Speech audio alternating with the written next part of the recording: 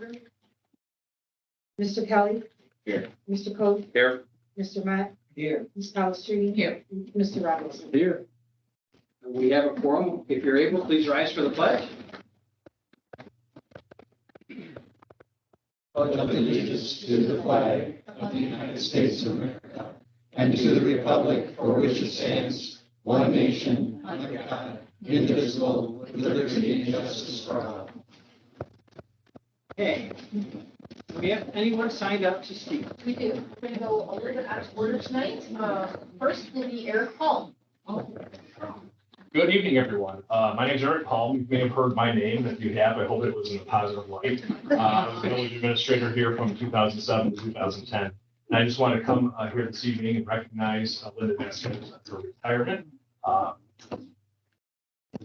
I was 31 when I started that job. I had not as much gray hair as I have now, but I was a kid and knew probably was not prepared for the job and probably didn't know as much as I should have known. But Linda was a huge influence for me when I came out here. And the thing I always tell my staff, I'm currently the village manager down the road in the Hoffman Estates now. But I always tell everyone, look out for my blind spots, and if you see something, you're just going to walk into a big pile of something, let me know. And that was Linda. And Linda kind of took me under the wing and made sure that I was she took care of me, looked out for me. And anytime she heard scuttlebutt, you come in my office and you're like, oh, here, we got scuttlebutt here. And she always did it in a way to make sure she always protected everyone's privacy and did it in a way with integrity and caring. Although on occasion when Oris was upset, you come and tell me like, Oris isn't happy right now, and I have to go walk down to the bar. And, That was the excuse for the yeah, exactly. But It's just Oris's kids that I have to go talk to. there you go. Some things changed, but not too much. But Linda, congratulations on your retirement. I'm so happy for you. I wish you nothing but the best, and thank you for everything you did for me in my career and sending me along my way. So, and thank you, Mayor, for letting me speak. Thanks, Eric. Before we go to the next speaker, I just want to say that Hoffman Estates was my first job in city government. It's going to be Eric's last, as Hampshire will be mine. So we have reverse careers. There you go. The next to speak is Elizabeth Rothmeyer. Good evening. Thank you for allowing me to bring my concerns to the board regarding ordinance 2-11-11, running at large. So we're proposing a change to omit cats from the wording. We've been the residents of Lakewood Crossing subdivision the north side of the subdivision for 15 plus years. And we've always owned indoor, outdoor cats, and they come in and out of our house as they please. And we were recently made aware of the Hampshire ordinance as my husband serves on the HOA board in our subdivision. And we assumed we were compliant as pet owners because of the Kane County laws of owning outdoor cats. So I dug a bit further and I found that Hampshire is an outlier in this rule. And, I have printed ordinances from Kane County, Gilbert's, Huntley, and Carpentersville that says dogs may not run at large. If you own a dog, as do we, you know that dogs exhibit a different behavior often. They tend to chase cars or bikes or people who walk by. If you own cats, you notice that they're indifferent to people. They don't chase cars or people. If called, they generally walk in the opposite direction. Kane County and these towns effectively say cats are allowed to be free roaming. Since our awareness of this rule, our cats have been confined to our house and they have not adapted well. They are yowling, pacing, clawing the furniture, and stressing us out. It's proving quite difficult for our 6 kids to keep them wrangled in the house. We homeschool and kids are in and out constantly, and cats are finding crafty ways to sneak out. And we are quite worried about receiving a misdemeanor for an escapee. Many of our neighbors have expressed to us that they miss giving our sweet kitties a belly scratch on their walks. We follow all the guidelines in regards to neutering, vaccinations, health checks. We're hoping to modify this ordinance 2-11-11 to read like those in the surrounding towns in order for us to have healthier, happier pets and to allow our neighbors to enjoy them again. So thank you for your consideration. That's all, Mr. Mayor. All right. Before you have the meeting minutes from October 5th. Please review them at this time. Entertain any changes to the minutes? Mr. President, I just had one question on page 3. Page 3. Page 3, I didn't write down the minutes. It says resident Amy Coronel. Is that the correct name? Looking at page 3, right? Page 3 in public Oh, comments, 1, 3. I believe that's the correct spelling. Coronel is, I took it right off the side. Okay, I just wanted to make sure because I didn't remember it in my names. I believe that's the correct spelling.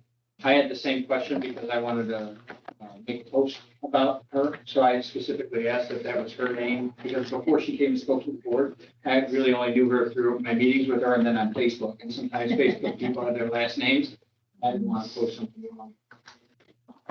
Page 5 also then, under accounts payable, H5. we just need to remove 2 personnel because we didn't give them that much money. So it just accounts payable. Oh, yeah. And then Strike account. the figure, I don't think was correct either. 958,000. Well, we'll double check the amount. Actually, it's right. It was here. Because it, Okay, you gave it to her already. 142,376.16 from the October 5th. okay, big difference. How much? 142,000. How did we get almost $1 million? I think somebody, It may have just I think- been a copy over of another one or something. might have been somebody's first time doing the minutes. Well, No, it's not. What can we do? That's okay.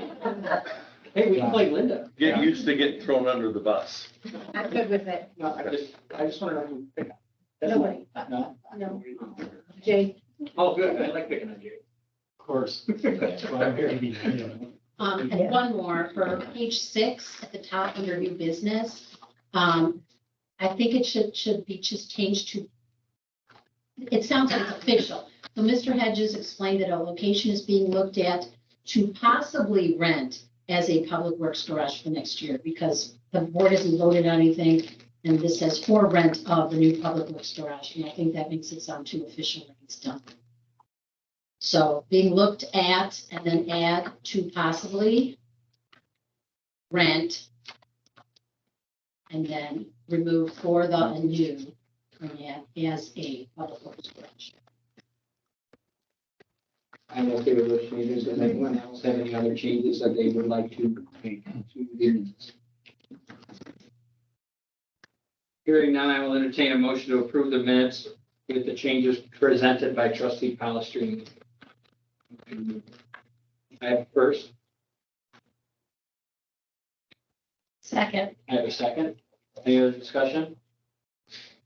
Roll call vote, please, Ms. Clerk. Mr. Kelly. Aye. Mr. Coe. Aye. Mr. Matt. Aye. Mrs. Palastrellini. Aye. Mr. Robinson. Abstain.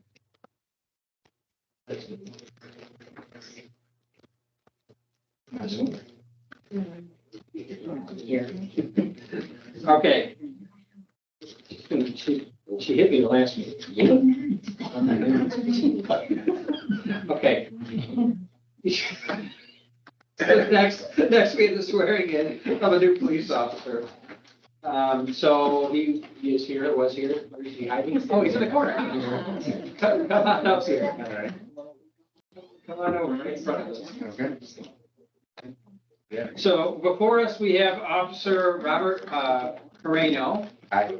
He's coming to the village of Hampshire after 6 years at the Metro Police Department, where he served as a patrol officer, special operations officer, and was a canine officer. Very good. it is. Officer Carreno is a Hampshire resident and has lived within the village for over 5 years. Officer Carreno holds an Associate of Applied Science degree in criminal justice, which he earned at Elgin Community College. Officer Carreno is married to his wife Samantha, and they have one 15-month-old Sienna, who are both here tonight. Also, he is joined by his mother, Kimberly Carreno. I just want to say welcome to the village. We're all excited. And I'm not really good at these things, but Chief is behind you. He's going to come up and swear you in. Great. All right, raise your right hand. Just repeat after me. I'm going to say state your name. I, Robert Farina, do solemnly swear or affirm that I will support the Constitution of the United States, or affirm that I will support the Constitution of the United States and the Constitution of the State of Illinois, and the Constitution of the State of Illinois, and the laws and ordinances of the Village of Hampshire, and that I will faithfully discharge the duties of the office of sworn police officer according to the best of my ability. Thank you.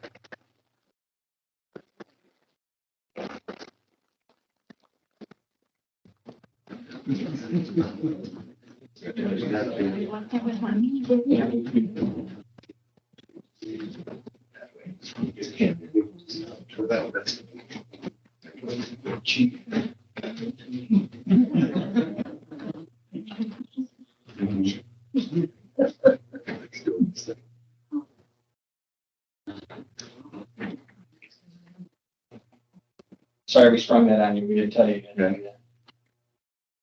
I got a hair. She didn't have time. You get the top end of just right. Next. Yes. It works.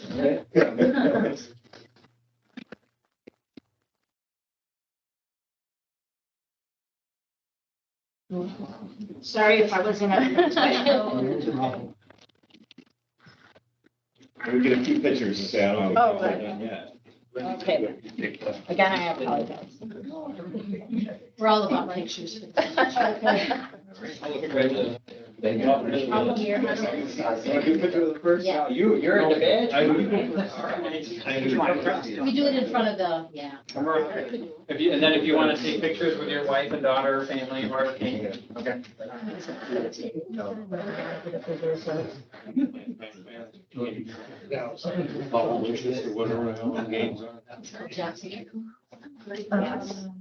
I must have stopped by home. And then one with the chief in there. Well, you too, Mike. I'm gonna break all these cameras. Yes, sir. No. Probably the last time you have to wear a necktie. He licks his thumb and then puts it on your face. Oh, God. You know, let me get that. Oh, you got some too. Oh, awesome. One moment, please. Oh, yeah, absolutely. And then we need one with the family. Thank you. Let's do one with just you. Absolutely. One more with just us. Absolutely. Thank you for being patient, guys. We try to. We gave you cake first. A picture tomorrow. I can take some pictures so Matt can get it if you want. Well, that's some of them first. Oh, there we go.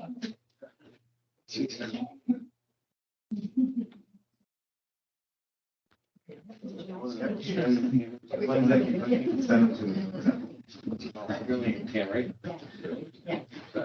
Yeah. All right, here we go. Sure.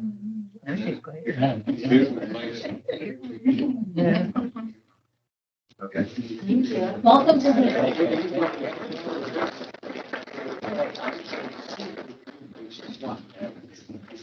And now we tell everybody, you're welcome to stay if you wish, but you don't have to stay for the rest of it. Especially with a 15-month-old. Thank you. Good. Thank you. Thank you. Thanks again, everyone. Welcome. Thank you. Congratulations. Congratulations.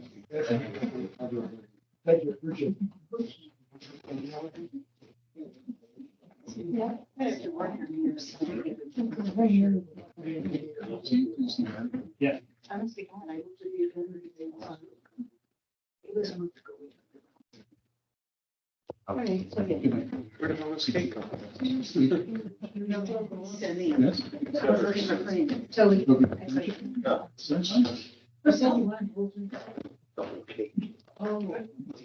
See what you get to be in. I got it. All right, so next, not on our agenda, but we're gonna do it anyway. Miss Linda Vasquez has again, decided to reaffirm her retirement here after 22 years. We begged and pleaded for her to stay, and she said, no way, not gonna happen. So with that, trustee Palestriti has gone out of her way to do some pretty nice things, if I'm gonna turn the floor over to her. You can sit. I wouldn't worry. I wouldn't worry, she's not gonna take the podium and yell at you. I told her ahead of time to have a chair, a seat, because it's gonna take a little bit to go through them, so. We reached out to the elected officials that represent Hampshire and also represent you then as a member of the community, and asked them if they would put together something to commend you for the service that you've done for this community and your years of service here. And 3 of them then extended some things, and I'm going to read them to you and then present them. Starting with the short one first. So this is from the Illinois House of Representatives, a certificate of recognition. And it says, State of Illinois, 103rd General Assembly, House of Representatives acknowledges Linda Vasquez in recognition of 22 years of service as Hampshire's village clerk and her retirement on September 30th, 2023. We applaud her years of public service, giving spirit and mentorship to village leadership and staff. Linda's vision and advocacy contributed greatly to village events and celebrations, the holiday season, and cornboil. With all the best wishes to you for the future as you spend time with your family and friends and enjoy your next chapter. Offered by Representative Jeff Kiker and signed by Emmanuel Chris Welch, Speaker of the House, and John W. Holman, the Clerk of the House. Just real quick.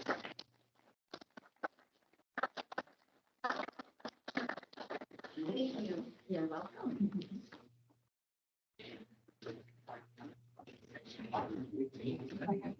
The next one is a longer one. So sit back, everybody. This is coming from the Illinois General Assembly from Senator Dave Severson. And it is an Illinois Senate resolution sponsored by Senator David Severson.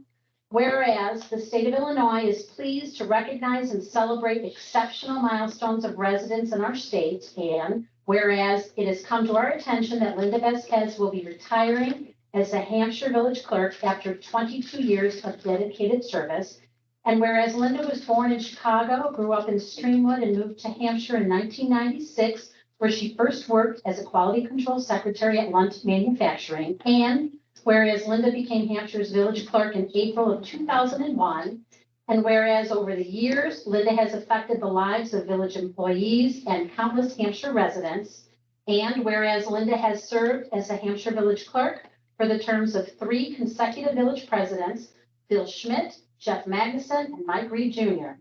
And whereas for 3 years, Linda attended Illinois Municipal League classes and earned her certification as a registered municipal clerk. And whereas during her years of service to the village of Hampshire, Linda has seen several village presidents, trustees, and staff come and go. She has been a mentor to all who needed guidance and support in becoming more effective at their jobs. And whereas in the words of the current village president, Mike Reed Jr., quote, Linda is the glue that cements the efforts of the entire village staff and officers, unquote. And whereas Linda is a party planner at heart and has creatively coordinated and planned several events and celebrations over many years, always finding ways to involve the residents of Hampshire and brighten their days. And whereas Linda's innovations include the decorating of State Street for Halloween and Christmas, and more recently, the addition of the snowflakes that adorn and brighten downtown Hampshire during the holiday and winter season. And whereas Linda was named Grand Marshal of the 2023 Coon Creek Parade, honoring for her years of involvement organizing the shucking of thousands of ears of corn for the corn boil at the Coon Creek Country Days Fest each year. And whereas Linda's retirement becomes effective September 30th, and whereas after retirement, Linda plans to spend more time with her family and friends, especially her daughter who resides in Boston, and she is going to chill and travel. And whereas Linda plans to remain in Hampshire with her father, Peter Vasquez, a 97-year-old World War veteran, as she begins a new chapter in her life. And whereas she plans to keep in touch with her successor to ensure a smooth transition into 2024. And whereas we will miss Linda's smiling face at the window at Village Hall, and therefore be it resolved by the legislature of the 103rd General Assembly of the State of Illinois that we join in with Hampshire residents to congratulate and express our sincere thanks to Linda for her 22 years of selfless dedication as a Hampshire village clerk.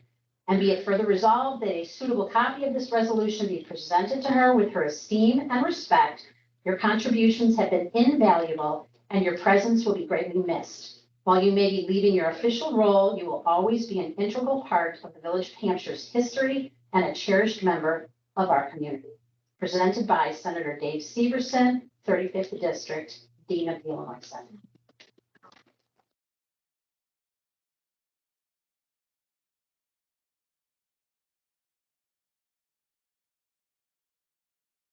The last one that I have to present comes from the U.S. House of Representatives. Dear Ms. Linda Vasquez, I want to extend my congratulations to you on your retirement and recognize your 22 years of service as Hampshire Village Clerk. It's clear that your kindness and commitment as Village Clerk has left a lasting impact on the Hampshire community. Your colleagues and neighbors describe you as a thoughtful public servant with a giving spirit. From the corn boil at the Coon Creek Country Days Fest to the holiday displays on State Street, your attention to detail, creativity, and talent for bringing people together has served you well. Your vision and service will be celebrated for many years to come. It is an honor to represent such a service-minded leader. Wishing you continued success and happiness in retirement. Sincerely, Bill Foster, Member of Congress.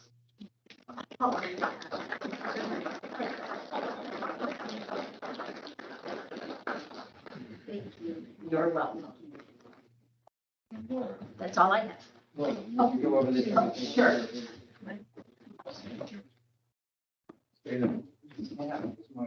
Oh, that's good. We have to smile at once. Pretend you're at the window. Yeah, she's letting people walk. I know.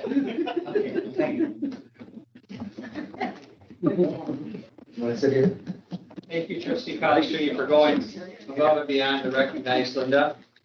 Thank We you have, so much. we're not done yet. Go. But wait, there's more. Oh, Lord. Liz here. You should just, you pay just shipping and handling.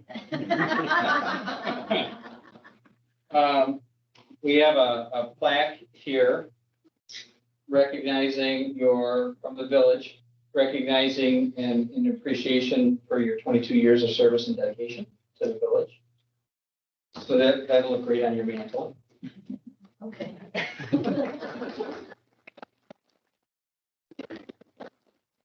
One more. One more.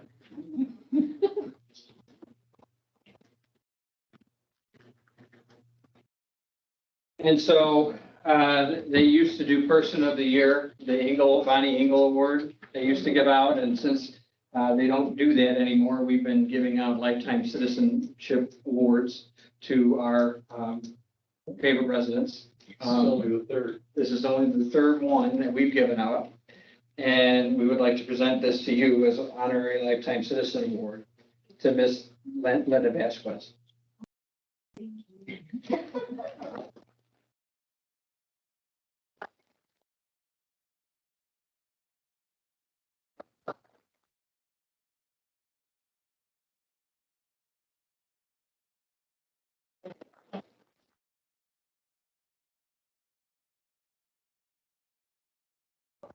Thank you so much for doing all this, Laura and the board, everybody who was involved. I really appreciate this. I didn't expect this, but thank you so much.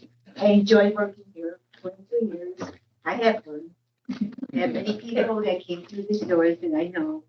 Everybody I know in town, they know me, I know them. We're like family. So I try to help the residents as much as possible, be courteous and polite and listen to what they have to say. And that's the best thing I can do is treat them like one of my family members or whatever, because that's what I believe in. And I like to have fun. So Clark, you're gonna have to do the chili cook-off. That's another I thing heard we about do. that today. So, yeah, I like to keep the employees involved, having luncheons and chili cook-offs and a picnic every once in a while. This way we all get together, and chill out, and get to know everybody.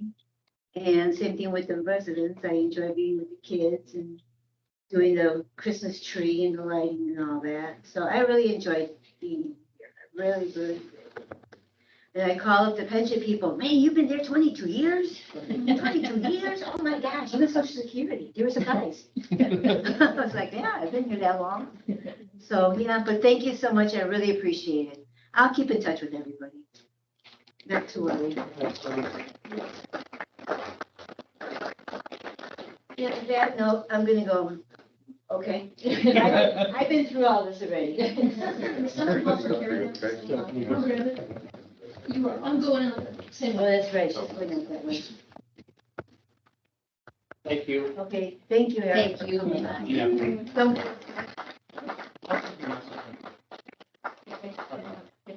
Thank you. Thank you, Jen. Thank you for taking everything.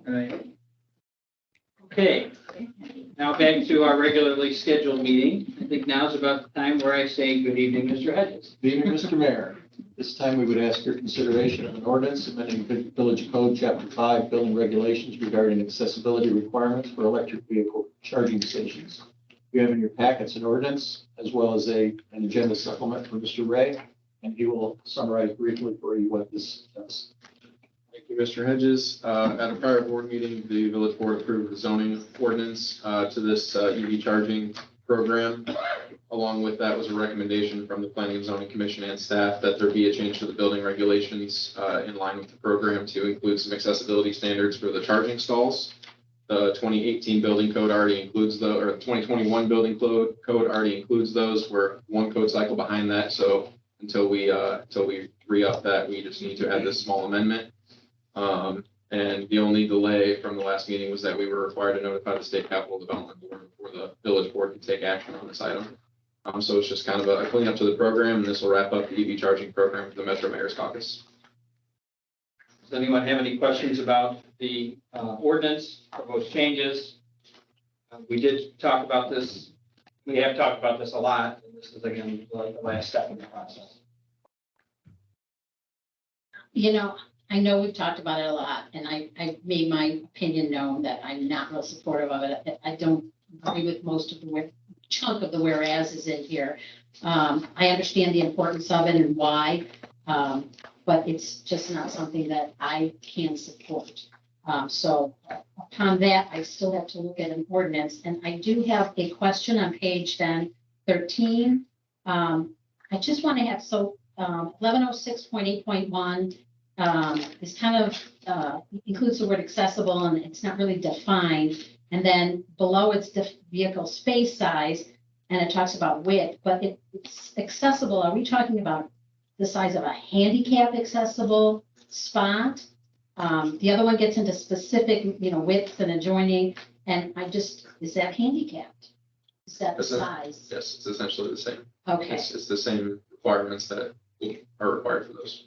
Can we somewhere add that it's, accessible for And large enough for? normally we don't Okay. restate state requirements in our village Okay. code in case they change in the future. Okay. So as the building code evolves, and the state accessibility code evolves, then this code will still be valid.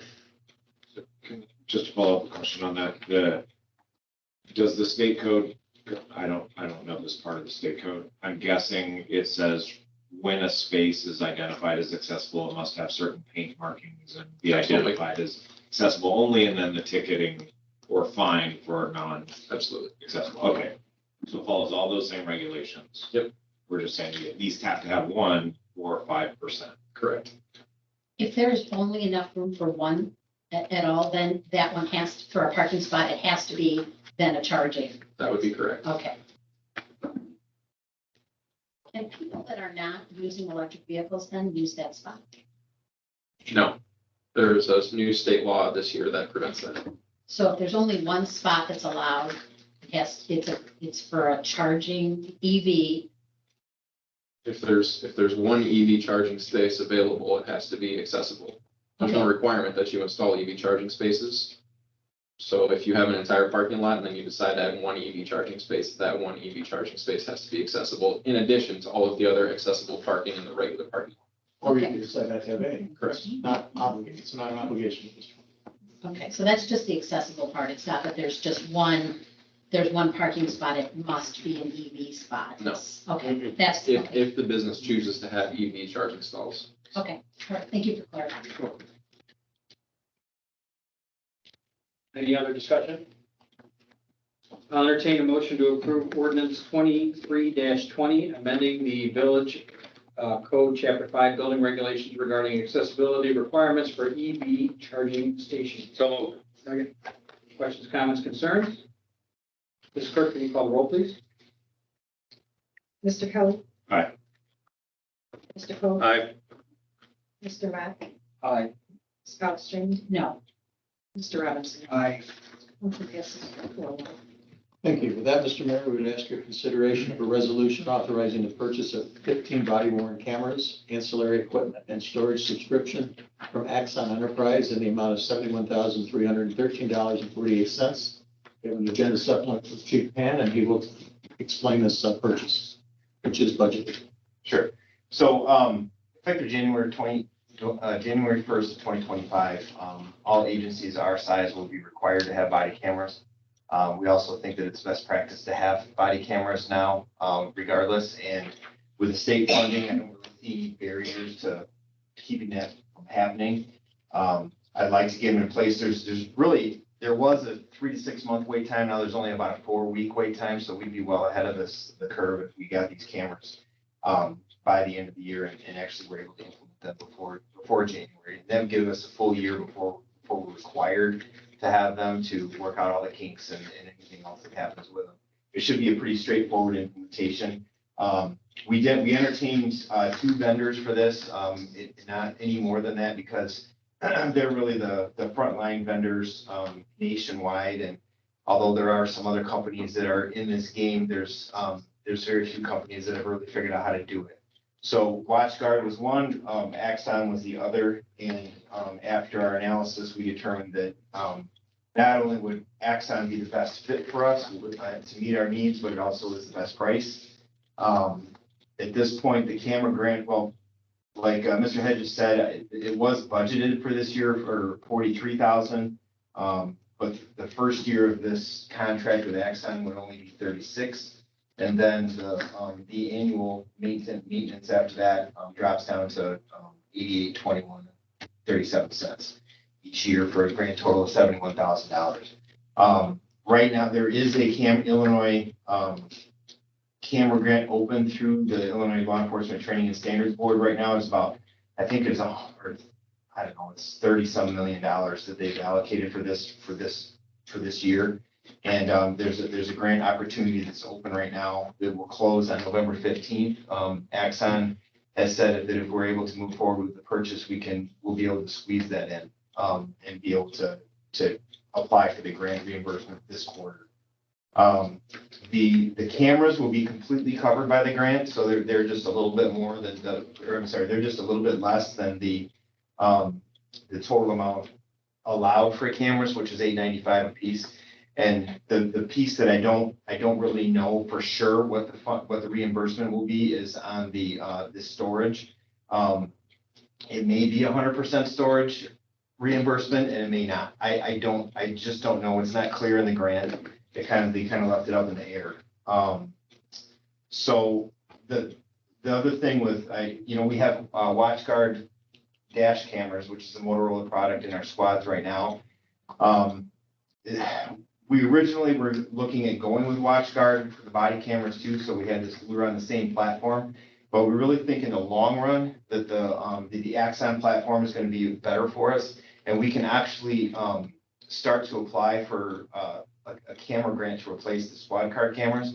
And the oldest squad car cameras that we have right now are 5 years old, so they're actually beyond the recommended life. It's 4 to 5 years for these. That's why this is a 5-year contract, because they want you to, everyone's saying you should replace them after 5 years. I mean, it's their product, but they do start to break. So we decided that either way, whether we go with WatchGuard or Axon, the data storage for those two data collection methods is completely separate. So you don't get one pool of data, you always have two pools of data, and they're pretty competitive. So if we add that, we're gonna add more expense to do the squad car data. So we're gonna keep what we have for now, the in-house system that we have. But we're definitely thinking that the hosted solution is the best because it alleviates any concerns that we have about vastly expanding storage space. It offsets all of, not offsets, but it takes away all the IT responsibility, hardware replacement. You know, right now our server that we currently have is because of the video that's on there, it's operating at like a 50 gig buffer. It's crazy how close it is. So that's why I want to go with the data storage. Plus, you have enhanced redaction services and other things. We can share the data with Axon. We can easily share the data with King County Sheriff, or I'm sorry, King County Courts, because they have adopted the same evidence platform, digital evidence platform, which is an Axon. It's called evidence.com. It's part of Axon's product package. And so we'll be able to easily share data. So if you were to approve this tonight, we could get the purchase going, and then we would apply for the grant by November 15th. But I mean, it would probably be before then. We get the paperwork in. The awards will come, I think, by the end of November. Any questions? Yes. Of course I do. Sure. The one question I have is the fact that it's for 5 years. And after that 5 years, what happens? Do we just continue then or go into a contract for a subscription that will just continue it? Or do we have to buy new equipment after that? I don't know how long the equipment's good for. You don't have to buy new equipment. What they prefer for agencies to do is to agree to do an equipment refresh at 3 years.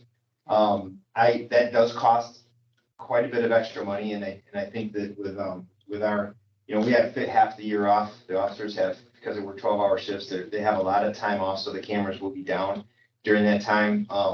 And they're also I think the likelihood of them being damaged and wearing out is just less here. But we also have extended warranties. It'll take us out to that 5 years. But at that 5-year point, we'll have to make a decision on whether we want to replace the cameras or whether we want to just enter into another contract. But this is something that it will be a part of life for indefinitely at this point. Yeah. My second question is, and that's the only one I have, is our requirement begins on January 1st of 2025. And if we get the equipment early, I understand there's a granted issue and all kinds of things. Does that mean we're kind of losing a year of, I don't say life of it, because we don't need to have it during that period of time, but we're using it, which if we didn't start till January 1st of 2025, and I understand you got to work the bugs out of it, would that give us the full 5 years of the mandate? Because by doing it early, we get 4 years out of it because we're doing it when it's not required. Well, I think we're still entering into a grant funded 5-year cycle, whether we start it this year or next year. I think that the benefits of having cameras on our officers outweigh, anything that we're giving up by not, by waiting until that deadline. Mm-hmm. We are for most agencies in the area that I'm aware of, we're a little behind on this. Most agencies have already implemented, even agencies our size, just because it's good for the community and it's good for the officers. It protects both. So behavior is different when it's on camera. This is a state mandate. It's a good one, actually. Yeah. But I'm just saying it begins in a year. That's the only issue. But thank you for answering.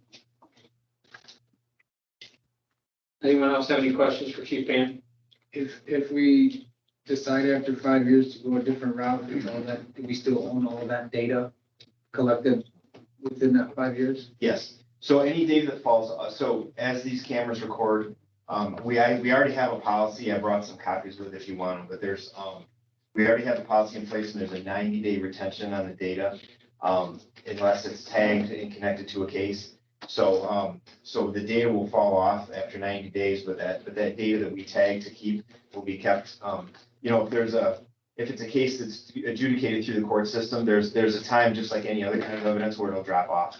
But we will own the data and we'll continue to own that data. The one thing on that, I'll add, this platform, we've also, in this contract, there's a unlimited data on the cameras, but then there's a, what's called a la carte data. And the a la carte data is, we didn't commit to a whole lot of it. I can't remember the number, but what that allows us to do is if you're the victim of a crime and you have video, I can send you a link and you upload your video into the evidence.com system. And that takes all the risk off of our network and our server and our computers as far as any bad things, malware, anything coming into the system. But then it's also stored and connected to those cases. And so it's a digital evidence management system. So it doesn't just allow us to do body camera footage, but also any evidence footage that we gather. And then we can share that with the state's attorney's office and everything seamlessly through the system. One of those situations has been like where there's an incident that happens in a neighborhood and we've asked residents to say, hey, you have doorbell cameras, you have security cameras, can you send us any footage if you see a gray sedan in this area at this time? Right, that's what you'd be using that for? Correct. And then it mentions in here, in your analysis, currently we're storing our data on DVD discs. Yeah. Are we going to be transferring any data we need over to their system to eliminate the DVD, or is there still going to be some inherent storage with? I don't think we're going to need to add, I don't think we're going to need to transfer the archive data that we have on DVDs. But we will start uploading relevant quad car video from the WatchGuard system that's on our server to Axon as evidence.com as needed. And then we can share that, you know, it'll streamline that process so we can share it instead of, because right now we literally, if we get a subpoena from the state's attorney's office, we have to have someone courier it down there. Right. And and then we have the cost of the discs and the cost of storing it and all that, you know. Right. So it would be a lot better. Okay, thank you. Any other questions for Chief Payne? Okay. I will entertain a motion to approve resolution 23-19, authorizing the purchase of 15 body worn cameras, ancillary equipment, and storage subscription from Axon Enterprises in the amount of $71,313.48. So moved. Second. Questions, comments, concerns? Is this gonna affect the budget? It's Eric, it's listed out in here. Is it? The first chunk is like the 36, and then that was within that Right. budget year, and then the 8,000 is each subsequent year. So in following years, we'll have to automatically start with that. Okay, so we're okay budget-wise? Yeah. Thank you. It's what it looks like according to the analysis. That's all I have. Okay. Actually, I think it'll end up being under budget if the grant money comes in, because it'll cover the majority of that cost. Oh, So yeah. actually, we'll end up under budget. Great. Like that. Okay, I have a first and a second. Any other discussion? Ms. Clerk, can you call the roll, please? Mr. Coe? Aye. Mr. Matt? Aye. Ms. Palastrellini? Aye. Mr. Robinson? Aye. Ms. Fodor? Aye. Mr. Kelly? Aye. Motion passes 5-0. Thank you. For that, Mr. Mayor, we would ask for consideration of a resolution waiving the public bidding requirements and awarding a public works project contract to Schroeder Asphalt Services for 3 paving projects in the village in the amount of $123,650.50. These projects are on Dutchess Elm and the alley off of Warner. On page 34 of your packet, there is a summary of the bids. And in this case, we were able to get 3 bids, and Davis selected the low bidder. So we would ask your consideration. Do you have any questions about what's in front of us? Paving? So we got 3 bids, but we're waiving the bidding.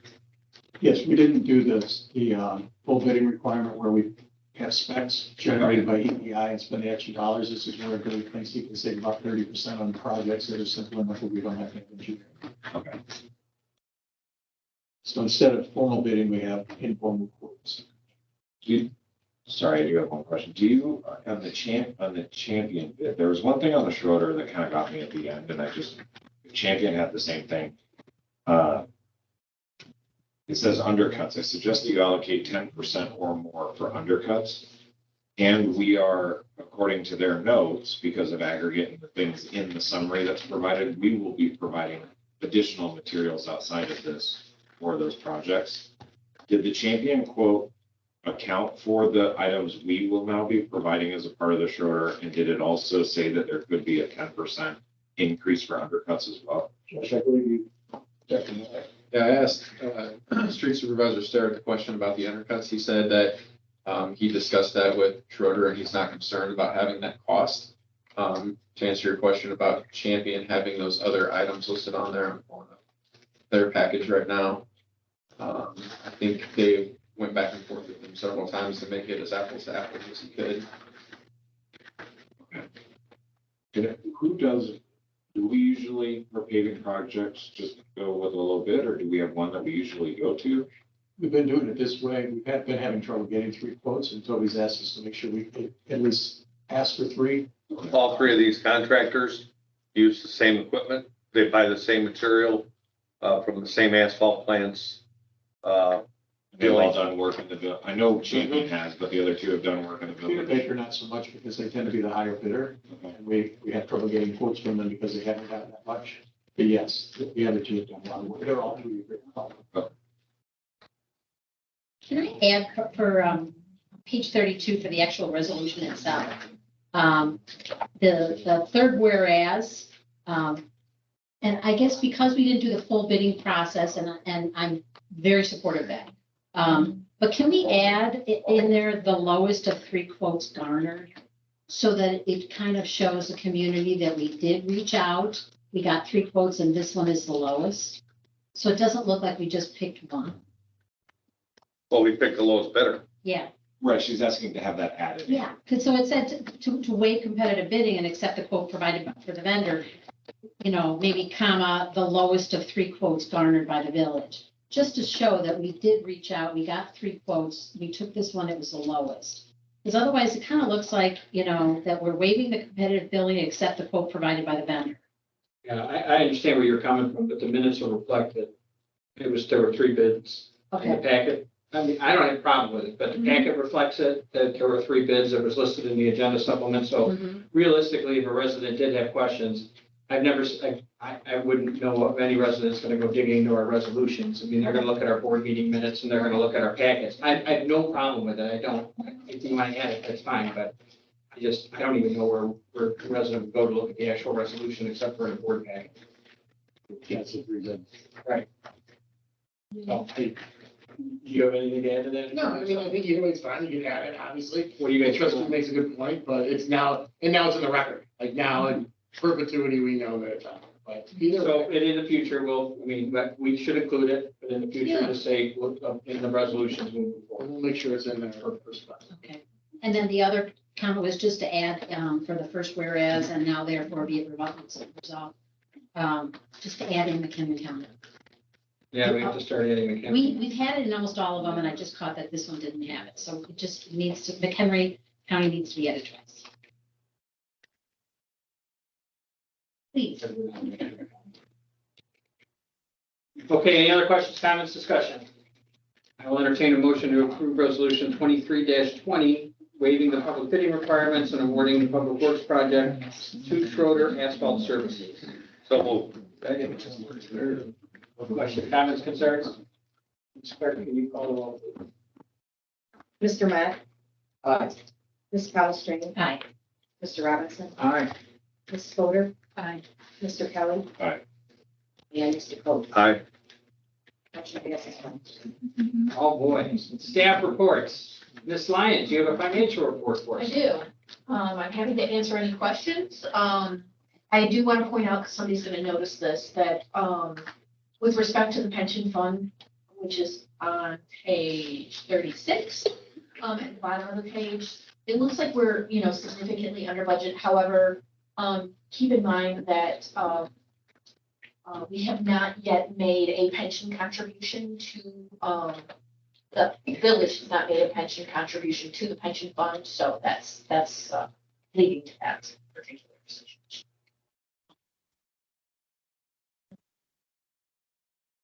Questions?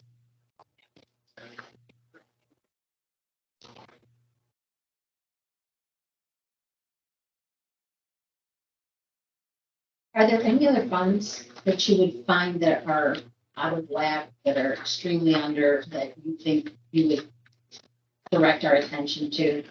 So certainly we've experienced a lot of building, in the village. So, yes, part of our, true success this year would reflect that, we have obtained way more permits than estimated, in the budget. So, all of our, impact and transition fees, are definitely accelerating, we'll put it that way.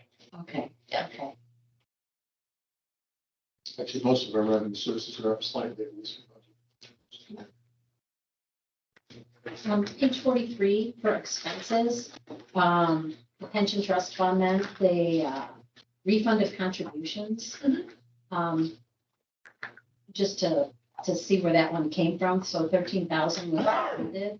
Yeah, so, you will recall that Officer Golizinski resigned from the force. Okay, And therefore, he did not have enough service to, be eligible. He was not vested, okay, in the pension fund. So therefore, he opted to get his refund right away. okay, all right. It went to tuition to the University of Michigan. Oh, okay.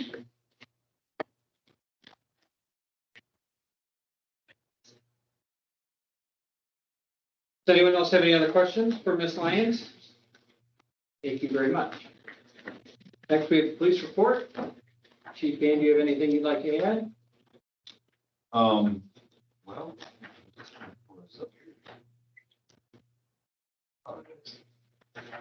So, I'll just go through it quickly at this point, unless full presentation.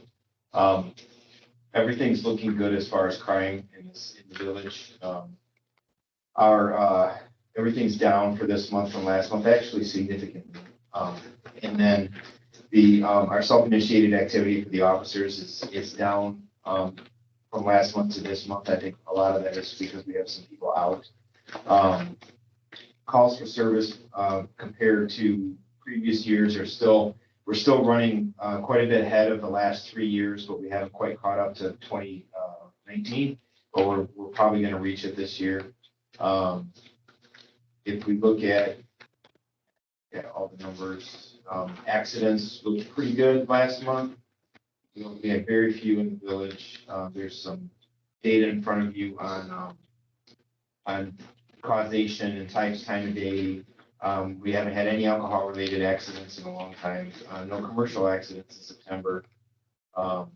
So unless you have other questions about the numbers, I just want to talk about the last couple slides in the deck, which would be our current projects and accomplishments. Can I just ask for, before you move on to that, and I'm not sure what page it is, it's offense trends comparison. Is that what, okay, page 48 then. There was a huge spike then in about August that jumped to 18. And I just was curious as to what that was, or maybe I just wasn't connecting it to the other stuff that was in your report. So we had a string of vehicles that were entered in August, and gone through, so those went in, that was one evening, and then there was an auto theft the same evening. So very similar to what happened in December. Okay, That drove some of that, and then the other thing is the truck stop. We had a bunch of trucks, a few different times where they went in and they were cutting the seals and then getting into the back of the truck and seeing what was in there while the drivers were sleeping. So we're working with the truck stops on that one. We don't have a suspect on the string of car burglaries that happened. But we're working with the truck stop, with, what else I think it was, with video and that, to see if we can develop that that would be okay. Was anything stolen from those trucks or they just were looking? at- Yeah. There was. Not all of them, but Okay. there was one significant one, which probably brought them back. Okay. Just, Chief, one question for you, more on effects of the operations. With all of the in-town numbers going down, it's great to see. The assist to neighboring communities almost doubled, and I know that can be taxing on our police force. I would assume there's a point where we just have to say we don't have available to support. How, one double seems like a lot. I don't know if it just happened to be an odd month where there was a lot of stuff going on that were larger cases. But can you speak to how that affects operations if we continue to get called into those type of motions? Anytime, you know what our staffing level is, and it's typical, I don't want to say it, but it does impact us. Just in general. Yeah, in general, it does impact us. It significantly reduces the amount of coverage that we have in town. And so on the other side of that, when we are busy, they are coming and supporting us. But there have been times I know in the past where our organization has said, okay, we have to put a stop to this, when with one particular neighboring agency where we had to curtail that because we were going there too much. But really what that was they were relying upon that for their staffing level. So I was gonna ask, and I was gonna ask if this is because there are that many more incidents outside of Hampshire, or if some of the neighboring communities, for whatever reason, may have staffing issues or. I can't say for sure. I would have to dig into it a little bit, but I haven't seen where, we're routinely getting called just to go back up because they're short. I mean, it's kind of been a mixed bag of backing up, but also accidents that have happened. Seems like the county had quite a few accidents that happened around the village in the last month or two. And so a lot of those calls have been those. Okay. Thank you. Just a couple things on current projects, as an update. We got our virtual simulator up and running. There's a couple pictures in your packet of that. We went through trainer. We have officers that are trained to run it. I plan on doing some community open houses and extending invitations to you all to come. But also for the community to come in. We don't have any dates on the calendar yet. We're still kind of trying to figure the thing out. So we'll get that in a few weeks, but it's really amazing. And the scenarios are almost all the scenarios, as you go through the scenario, depending on how the officer reacts, they either use force or they don't use force. And they can change the scenario with the computer as it's going along, depending on how the officer is interacting with video, which is why we got the grant, because it's de-escalation training. So if the officer successfully de-escalates the situation, they won't have to use force. And there's coursework built into this, like 200 hours of coursework that's built into the system that's approved on a national level for certification. All we have to do is submit that to our local authorities, to get it certified in Illinois. And actually, because there's a couple other simulators in our region, most of that coursework's already been approved. So once we start doing it, our officers will get that de-escalation training and the credit that goes along with that through ILETSB, which will help us just wipe out our training mandates for the 3-year period. We also installed the in-car printers, and we installed one in-car printer, but in our rollout of that in the past, it's actually just been the past couple of days, that we're trained and we're equipped now to do digital ticketing. We just have to complete the installation, which will happen next week, and next probably 2 weeks, but as fast as we can get it done. And then the officers will be able to just print out the tickets in the squad cars. And then the records management system that I've talked about several times, that's actually going to be put off until next year, till July, because of the county, not because of us. They just had some issues in the implementation. Any other questions? Can you invite our elected officials to send the state ones, because it was a state grant, right? I think it would be kind of a nice idea to have them come to see where And specifically the ones that issued letters of support. For the And I notified them all when we got the grant, but I'll reach out to them again. Refreshes them that grants are nice. We really like them. Think Yeah. about us in the future. Right. Okay. Thank you very much, Chief. We also have the engineering report. Mr. Wilson is online. It's not in your, it wasn't listed on the agenda, but it's in the packet. So if there's any questions? Oh, it is listed in the packet. I'm sorry. Just whole reading things.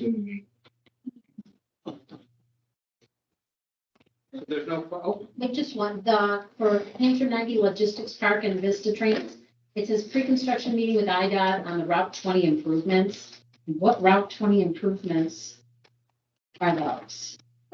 Excuse me, there's the improvements at the intersection with Gas Road. They're putting turn lanes into their property. But it's just limited to just that area by the logistics, park, right? Yes, it's turn lanes on Route 20 that'll turn into the logistics park. Okay. I do have one question for you, sir. On those turn lanes, will IDOT extend the deceleration lanes, the actual turn lane itself, make them longer due to the fact you got semis barreling both ways? I know they reviewed and approved the plans and, appropriate for the traffic study that was submitted. So I'm going to say yes, although I haven't looked at them recently.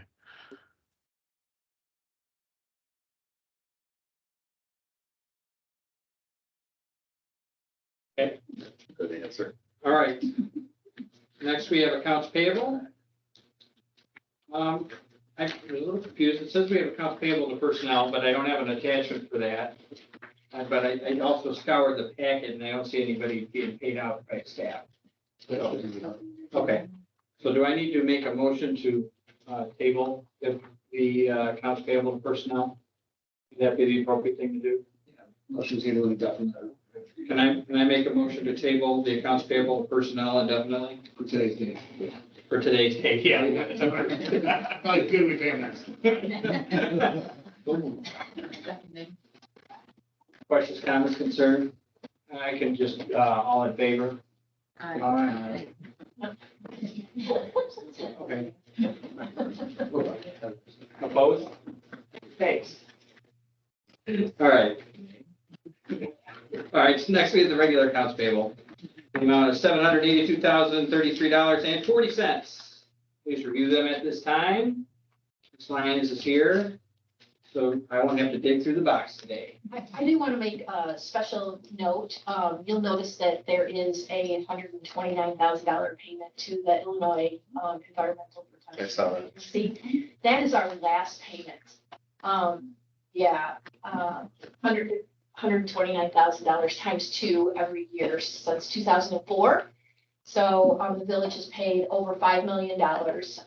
That's both principal and interest. The loan amount was over $3 million. So What was it for? it was for an improvement at the wastewater treatment plant. Oh, okay. So the guy responsible for it, he just left. Right? Yeah. Eric. Oh, that guy. He looked at me funny. It was for the first upgrade from the old plant to the 0.76 million gallons or whatever. So, That comes up every year. How are we paying them? Yeah. Yeah. So that's very exciting for all of us. We need another cake. I'm thinking about Yeah, paying like for a a truck. little mortgage burning type situation, right? Yes. Any other questions? Just a clarification on an assumption I have, the county earth is the plow truck, Yes, that is the second plow truck that you approved. So in other words. not the original one, we're still. Exactly, we're still waiting to actually get into production. Yeah, that's exactly right. When do we expect to receive that, or did we? It's not in production, so. No, not this Oh, one. it's ready. Oh, okay, Yep. so once we pay for it, sorry. Yep. Do we have to have another naming contest or do we name that one already? Does it come up? It will now. Do you want to name it? Like, do you want to do another contest? I would love to. Because that's her baby, so. I would like to, because we They'll have only to have check one with the this art year. committee chairman over there. See if he's. I know, we have to see When they work, once they work it out, we'll make it happen. All right, any other questions? I'll entertain a motion to approve the accounts payable amount $782,033.40 to be paid on or before October 19th, 2023. Second. Questions, comments, concerns? Thank you, Ms. Lyons. Roll call vote, please, Ms. Clark. Mrs. Palastrellini. Aye. Mr. Robinson. Aye. Mrs. Fodor. Aye. Mr. Kelly. Aye. Mr. Coe. Aye. Mr. Marne. Aye. Motion passes 5-0. We're back to We're back. six. We're back to 6, sorry. Sorry, 6. No, Yep. that's me. Easy, yeah. All right, next. Sorry. New business? Anybody have anything? I have one, but I want to give everybody. You want to do the village, board committee reports? No, I was gonna skip over it. Thanks for pointing that out. Business Development Commission. Business Development Commission canceled the October meeting and will be meeting in November on the second Wednesday, and I believe we have 3 applications to review, 3 applications. Including one amended application. Including one amended application. So 4 total. 3 or 4? Sorry, 3 including one amended. Oh, okay, so 3 applications that we're going to be evaluating for the facade program, and then making a recommendation to the village board for consideration. Any questions for BDC? Mr. Coates, you wanted to? We have a meeting November 18th. Nothing else to report. Riveting. Thank you for reminding me. And tomorrow morning, staff will be spending 3 hours preparing for that meeting. Happy Friday. Happy Friday. Okay, new business. Now that we've had extra time to think about it. I have one thing. Right? See it? It's more of a question to staff. We can follow up later if that's easier. Well, it's 2 parts. The first one is in the new construction or the new culvert that was constructed at State 72 for the flow of water. I understand that certain entities are responsible up to a limit for maintenance of that area. The question that I have is, when you get below that stated area, so the bed of that creek, where the weeds are almost covering the entrance of the culverts, or even on the other side of state, where the creek continues and you couldn't tell in some places there's even a creek there. Is the village responsible to maintain that, or who's responsible for the maintenance? The village is not, and I would say that there's a lot of finger pointing going on right now. So all the way down to the base. Right, we have no responsibility to mow any of it, the village doesn't. Actually, IDOT threatened today that if we were to do that, that we might be fined, because of the Army Corps of Engineers and IDOT have not approved the project yet. It's not been officially accepted. However, in the meantime, we did sticker a business there who is responsible for mowing adjacent. All of our streams that run through town, creeks, Dutchess Lane, for example, we have a resident here in Dutchess. They're responsible for their own creek beds, as anybody who owns land adjacent to a creek. And that's true for that area as well. So, and they've been more than happy to mow it. They have mowed it recently, as recently as yesterday. And he did a pretty good job. A couple of things. Number one, the banks are very steep, and we're in a slight disagreement on what was seeded there. As you know, Dave has become quite knowledgeable about plantings, prairie grasses. And IDOT gave us a drawing that said they planted 4 different grasses there. Or no, they told us in an email today that they planted 4 different grasses there, and none of them should be mowed. And that's when they, I wouldn't say threatened, but yeah, they did tell us that we could be fine if we were to mow it. Now, really, the creek bed needs to be burned, because you don't want to mow that. It should be burned in a couple of years. And the side should be mowed down to a point just behind the trees, just pretty much where it's mowed to right now. It doesn't look very tidy. I agree with that. And especially on the fence side, on the State Street side, where it's grown up behind the fence. When the owner of the business did mow there, they didn't weed whack or do any edging or anything, so it was a little sloppy. But the village has never maintained any of those waterways like that, and we're really reluctant to, for fear that we might be asked to maintain others. So I would say at this point, we're still working with IDOT to determine, first of all, IDOT said that they would come by twice a year and knock everything down. That's what their plan is. Instead of burning like we would burn our own, they just plan on coming in mowing twice a year. And that's essentially what their plans are. Okay, and then, Some of those larger plants, I thought they were diesel because that's pretty nasty stuff. But we got down there today, Dave and I were down in there today, and it's not really just, they are only prairie plantings and some regular grass. I mean, there's no bad stuff, no cattails or anything that should be a problem. But it's just, it's not tight. so then outside of that space, if we follow the creek that goes under state and where it comes out and it starts heading towards the middle school, all of those banks that you're saying then are the responsibility of the resident on that side down to what, the middle of the creek? Yes. Okay, and what does the ordinance then match the same for the yards as it would for a creek or a Yes. natural area? Yes. Okay. Thank you for that. My second question to staff for consideration is to change out some plantings downtown. While the flowers are beautiful, we have many of the new areas in landscaping where we've planted bushes with plenty of thorns all over them. And during the trunk or treat, I know of one in particular, but children walking through it, falling into the thorn bushes, it can cause some issues because they're right off the sidewalk. In fact, one of them is kind of growing over the sidewalk, which I'm sure we'll take care of. But it's just a consideration when we have public that close to things to maybe not choose things that can cause injury like that. Just a suggestion. Yeah.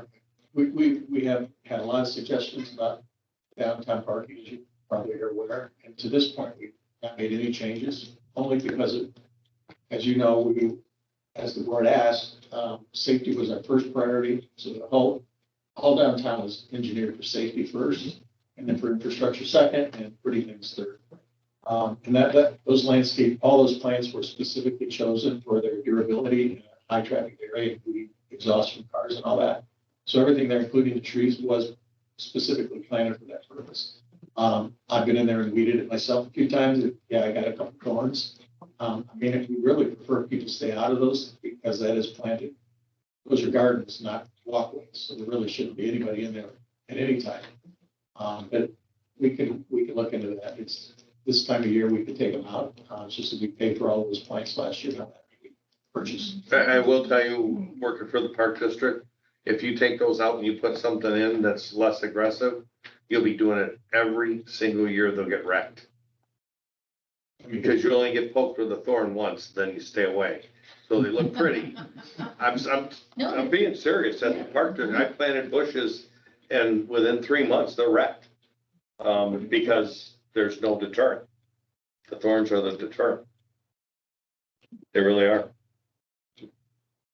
Was it in front of Garden Berry? Is that the one you were concerned about? I noticed that one growing sidewalk today, so we'll cut those back. Well, I figure we maintain that area. It's just more that we have large areas that are thorn bushes in it, public areas. I appreciate the consideration. Thank you. Jumping on Trustee Kelly's comment about the creek in that area, there was about 3 or 4, I'm assuming they're IDOT people that were working this morning up along State Street by the fence up there. Do we know what they were doing? I didn't see them, so no, I don't know. Well, there were about at least 3 or 4 that were up there that were right at the fence. Were they working or were they? They were, well, I'm driving, so, I'm like 3 or 4 of them. They Tools got or were they just standing around? orange, they had their orange vests. My and guess stuff is on that they them. were out there because Dave and I have been raising Okay. cane with them. They also still have an office behind that small medical building. INET still has an office back there, so they're in. Yeah, this was by the Senate office and Dairy. Oh, on that side? Yeah, Oh, no. okay, that's where they. Maybe just having lunch. 8 in the morning, 7:45 in the morning. Anytime we see that, we're suspicious. Yeah. We should be. Okay, anything else on that topic? I emailed the board today an email that I received along with the village presidents of Burlington and Pingree Grove from the Ellen Johnson Memorial Library. They accepted a land donation from the village of Pingree to build a facility within Pingree Grove. They committed to the village that they are not leaving this village now or ever. They are just building, their plan for many years was they wanted to build one facility in the middle of their district to service all of their patrons. And they heard resoundingly from our community and others that it really doesn't make sense because their district is so large. So they would, they're now moving or pivoting to a model of like satellite facilities, and they're going to have multiple buildings in different areas of their district. And that's going to be able to diversify some of their program offerings and that kind of stuff. I've been asked by the library board and the director to be a part of their press release coming from their board president, along with Burlington and Pingree, because we know how rumors get. And so they've also asked us to support the referendum, because they would have to go out to referendum to build the library. The village president of Burlington and the one of Pingree said that they would support the letter, basically setting the news and the tone of the conversation. So it's not like the library is getting up and moving and moving to Pingree Grove, but they're not comfortable supporting the referendum. And I am in the same boat. I think that I would like to be able to sign their letter with support of the library moving forward with a project. Again, they have to get the funding, they have to do all that stuff, but just reaffirming their commitment to the village of Hampshire and trying to dispel the rumors. And I feel that if Mary Kay, Burlington, Amber, and I, and the board president over there sign the letter, it's not going to turn into rumor city. But I also don't like to sign letters of support kind of like that, in that fashion regarding like that without the board knowing. So that's kind of where I want to go with it. If you guys want to talk me out of it, this is your opportunity. I'd just like to add one thing, Mike. During these discussions, the library is considering whether they go to referendum just for the first building, which will be built in Pingree Grove, or whether they go for all three in the same referendum. And I've encouraged the mayor, and I think we all should, that they should go for, if we're going to support it, they should go for all, so that we know there's money there for the building in Hampshire as well. So that's just my recommendation. And I don't think it's actually in the statement, but it did come up in the conversation with Steve. The library has flip-flopped for a few years now, back and forth. They're gonna move out to Runge and 72, and how trustworthy is the communications you're getting from the library board truthful? Well, I think that Jay and I attended one of their board meetings with the old leadership on the library board. And Jay and I went in there kind of hat in hand, if you will, saying, I don't understand how this all fell apart, because there were some allegations made against the village. And we talked, we mentioned this in open session, so much so that the previous board president came and spoke to us and told us that we spoke out of turn at a board and we should have been talking about what we were talking about. And it was me that made a comment. And so the leadership has changed. Their vision seems to have changed. They're very, Steve Bureau, the executive director. For lack of better terminology, I feel like his handcuffs have been released, and I feel like the communication has been way more fluent. Jay's pretty actively involved with a lot of the stuff at the library as it pertains to like land development and like different plans and that kind of stuff. And the fact that I got an email from Steve, the executive director, and with all of the mayors all at one time with the same message across all the communities is something that I have never seen. And copy to the administrators, which is nice. Because normally all this stuff, to your point, Trustee Coates, has always happened behind the scenes, and you hear different stories from different people. So that's why I'm saying, I think that this is like an olive branch, if you will, to kind of like bring new light and get on the same page as the three communities. Me personally, I'm not prepared to support a referendum of any kind until we know details, but that's not what this is about.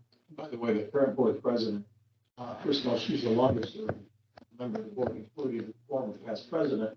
She served longer than her, and she is from, Burlington, sorry, yes, she's from Burlington. So there's everybody represented on the board. And Steve is, they've already reached out to us and asked, they're going to do criteria for a location, but they've already said they're asking us to help with site location work for your town. Whether you support as a village president or not, I think is a decision you have to make, not that we make for you. I will say from my perspective, they have a lot of trust to re-earn with the village and the amount of work and effort that this village bent over and did and put our name on the line to try to help them find a great resolution to what they were trying to achieve. To then have not one person, I believe that entire board, vote against the proposal that was put forward, and then to have them come tell us that we were out of turn for different reasons. I just haven't seen the partnership yet. And they're asking us to then go promote the great work of them building in a different town. Just feels odd. Like, I'd like there to be a great relationship. We've built one with the township. We have one with the park district, right? And that's one that had been repaired from over the years. I'd like us to have that relationship there. I don't personally know if we do, or it doesn't feel like we do. It's great. I would be surprised if Pingree's village president and village administrator didn't sign a PR letter that says they're building a new library in their town. That would seem odd to me. It just, I think there's definitely some trust work that they need to build for us to have that good relationship. It's just, I don't know if I'm finding the right words. I understand exactly what you're saying. I think you're correct. I do want to add one thing. I think what Mike and I learned, that was February or March, Mike, we went to that meeting. It was cold, I remember that, and it was even colder in their room. Yeah. I think we went outside, it was 20 degrees, it felt warm. But I do think what we learned that night is that we had been negotiating with one person for a year, I should say more like 3 years, but heavily for over a year. And that person didn't represent the will of that board. We learned that very clearly that night. So shame on me for working. You know, the executive director was never involved in those conversations. It was just one person involved in those negotiations. And then when it came time for that board to vote, I don't think they even knew what I don't think they saw the deal and who was developing it and all the details until they had to vote on it. It was very clear that night. I mean, that's not an assumption he's making based on what we've learned. It was very clear up that night at that meeting. That's what the other board members said. In fact, the now president of the board walked us out of that meeting and sort of explained to us what was going on unofficially on the way out. Because the individual that was leading those conversations started to chastise and accuse our village manager of lying in front of me. And that was the wrong things that person should have done, because I don't know, I stood up or said, I mean, I got pretty animated and we were about to walk out. It was a pretty small room and there weren't very many people in it. I mean, we came there to discuss what the heck happened, because like you guys, you know, we're feeling now, and maybe shame on us because, you know, we explained this, I think, once upon a time, but it's been some time since we've actively talked about the library. But I mean, from my perspective, and I'm sorry, I live in this bubble, but I hear about conversations that Jay is having on the regular with library staff. And it seems that now and getting a letter like this with all of their board, and the fact that Ms. Wallace is trying as hard as she is to try to do what we would consider the right thing, or what they consider to be the right thing, and work in the spirit of transparency. I'm like you guys, I'm hesitant, but I'd like to give it a shot. I'd feel more comfortable if whoever's running the library board would stand in that podium tonight. I'm sure that she would. And I think maybe before we make any rash decisions, maybe in 2 weeks, somebody ought to come here and speak to us. I'm sure we could call her. I'm sure she'd be more than happy to speak to us. Honestly, I mean, I don't know what the timeline is for their letter, but I mean, I think that we can ask them, certainly ask Steve and Ms. Wallace to come join us. Yeah, I think since I've had about 5 seconds to recollect my thoughts, I hope I was clear in that I want us to have a really good relationship with them. I think we've lost the trust, and the trust part I'm talking about in that letter is that they're going to start at Pingree, also do Burlington, also do Hampshire. The Pingree part, I think, is evident because they got the land donated, so that absolutely is. What I'm nervous about, or what I don't know that we can trust yet, and I hope we get to a point where we can, is that Burlington is gonna see benefits from this, and Hampshire will see benefits from this.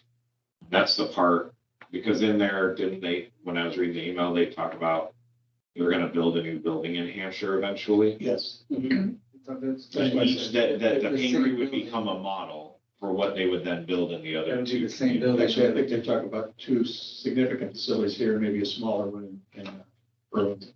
Yeah, and so that's what I'm, I mean, it all comes down to money too. They have to figure out a way to raise the funds to do this. But at the I same think the time, way they show good faith is that they ask for all three buildings in the referendum and not just the first. I think we also need to keep in mind though that they are also a library district that serves other communities besides Hampshire.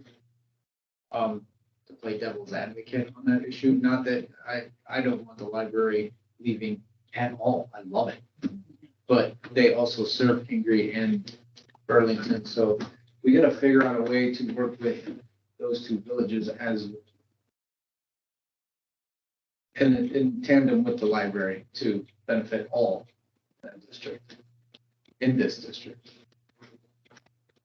I think we'll hold off. I think maybe we can have a conversation with Steve and Linda. I mean, I would hope that they would give us a little bit of time just to talk about it, and then maybe they would come to us like we came to them.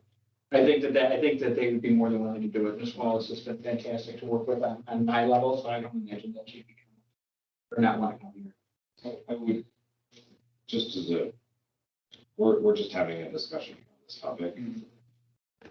If this is, in this open meeting, it is being discussed what they've received, what they're going forward with, and their plan. I'm assuming they want to get that out public rather fast. It is now public in our public meeting and reporting. And they've also had two public meetings. Right, so I would assume that they want to get this press release out probably sooner than the 2 weeks.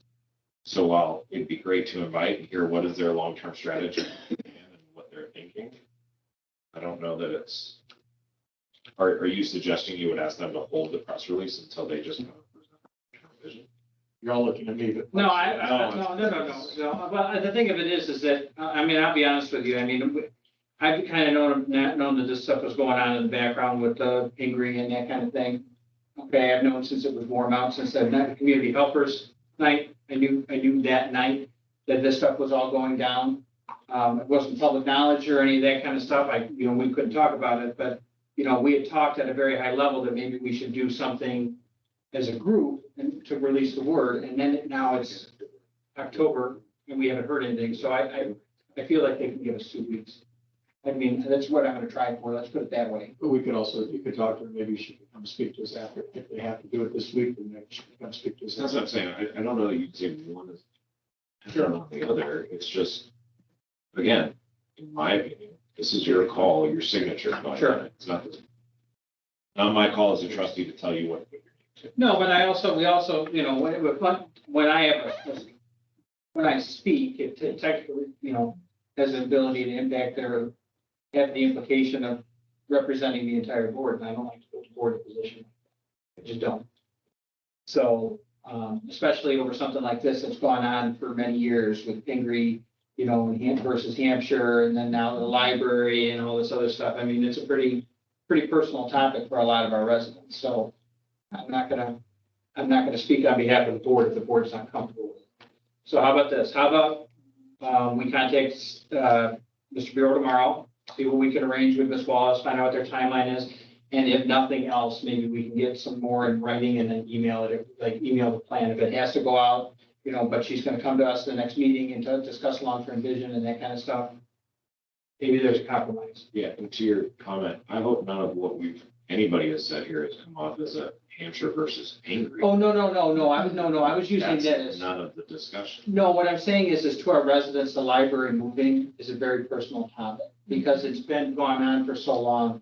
And there was a time where the former administration at Pingree offered land, came to speak to the library with no prior knowledge and offered land and then posted it on their website. And then it went on in town that Angry was trying to steal the library and all of that stuff. So that's my comment. It was not reflective of. I just wanted to be clear, like, No, I did not hear any of us talk about us versus Pingree at all. no, but it's personal to a lot of residents because there's been some of that over the years, so. Okay, so that's what I had as far as new business. We'll jump on that. Just other announcements, trick or treat coming up on the 31st, Ward Mr. Mayor. 7. I'm sorry, I have a couple things too. I'd like to just mention under new business. Sure. First of all, I did ask you at the last board meeting about the public works garage lease. I just received today a written counter discussion. It's not necessarily a proposal. I do think we'll have something for you in 2 weeks. It's going along very well. Just want to give you a quick update then. And I see that Mega's on, our sustainability coordinator, so I want to mention that we have the pumpkin smash coming up on Saturday the 4th. So please save your pumpkins until then. Bring them over to Hempec Park, where we'll do a big dumpster donated by Blood Brothers, and the pumpkins will be taken up to being farmed. So thank you for that. And then also want to mention that on Halloween Day, the DMV will be across the street at Senator Stevenson's office. Let's make sure we all sign up. I'll be getting my new real ID that day. Me too. Make my appointment. We want to make sure we fill it up because the rumors are that they may move an office. Please do. Thank you. So 2 of my announcements were off now. It's about trick or treating hours. And just, we're having, our new cruise director has had her first cruise director meeting. And the first event that we're focused on is December 9th. We're thinking for the lit parade, the holiday lights parade. We're not gonna do the big jingle fest and that kind of stuff. We need to find. I made a call to the North Pole today and he will be. Oh, good. Fantastic. What happened? We need to call. I made the call to the North Pole. Oh, He will be there on the 9th. yeah. Okay, good. So mark your calendars accordingly. If anybody wants to help, solicit, parade entries, that's great. We're gonna start getting the word out. I'm gonna try to get stuff out, before November 1st, because the earlier people know, the faster we get them signed up. I think we've waited too long in the past. And we're just gonna do the parade this year, and that's gonna be it. Will that follow the Coon Creek parade route? Yeah, the average parade routes. Okay, no neighborhoods. No side streets. None. I mean, side streets will be blocked off. Santa has made a request. I understand that it needs to be a little shorter because it's. No, I think Santa liked that route, all the way over by, Schmidt Park and everything. But it's just amazing, it's amazing to me that Santa complained how cold he was afterwards. Like he's not used to it, right? I think Santa had to walk from Copperboro down to the fire truck. We'll make sure that Santa has a ride. And by the way, he will be warm in the Copper Barrel before the parade, and then there will be a tree lighting at the very end of the parade. This time I don't expect to have to call Chief, who's in the acting chief, or interim chief, and say, get the parade down here right now. And we have. He did. I know he At did. the parade. You know. And we will not be the same date as Holiday on State this time, so that was kind of an accident last year because of the weather. So there'll be 2 separate events this year, and then we'll see how that goes and discuss how we do it. And I'll drive slower. And we've also secured our Christmas tree donated by another resident already. And so we've got our Christmas tree picked out already. And so we're already. We have plenty over at Bruce Reen. You can start on that one and just cut your way around. We have 2 offers, and Dave Starr picked one out. So that's all I got. When is the holiday on state? That's November 4th. Same day as Pumpkin Smash. So smash your pumpkin and then go to Holiday on State. That's the ceremonial end of the fall season when you throw your pumpkin and smash it. And then you can go right to the Holidays on State. Start Christmas shopping. Anything else? One announcement then, just for those that are, it's tomorrow morning, but Senator Severson and Representative Kiker are going to have their coffee and legislative update tomorrow morning, 8 a.m. to 9 a.m.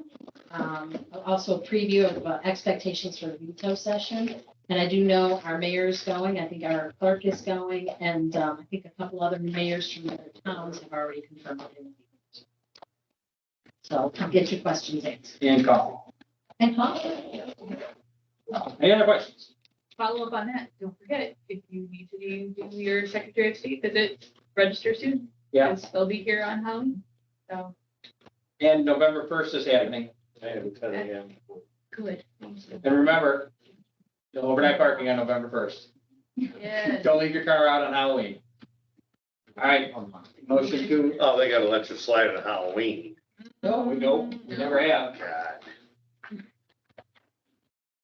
So move, motion to adjourn? So sure. Questions, comments, concerns? All in favor? Aye. Opposed? Good night, everyone.